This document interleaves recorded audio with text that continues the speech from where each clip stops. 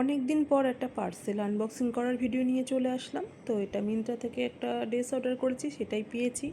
তো দুদিন পর আনবক্সিং করছি, তো মনের মধ্যে একটা ভয় কাজ করছে, সেই কবে একটা পার্সেল অর্ডার করেছিলাম, তো সেটা আমার সাথে একটা ময়ে ময়ে হয়ে গেছে।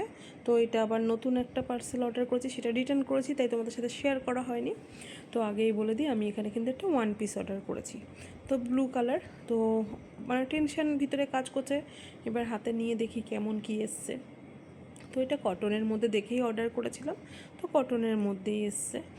তো এটা ভাবছি যে মাজার কাছে মানে কোমরের কাছে কি এলাস্টিক হবে না এমনি নর্মালি। তো গায়ে ফেলে দেখলাম যে না, কটন। কাপড়টা জাস্ট অসাধারণ, মানে ভীষণই গুড কোয়ালিটি এসছে। তো আগের মতন আমার সাথে আর ওরকম হয়নি।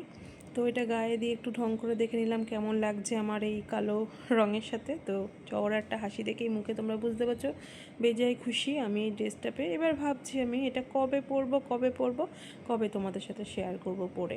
আমার তো চট করে পড়া হয় না। তো মিন্ত্রাকে অনেক ধন্যবাদ। তো তোমরা কে কোথা থেকে আমার ভিডিওটা দেখছো সেটা কমেন্ট করে জানলে আমি ভীষণ খুশি হব।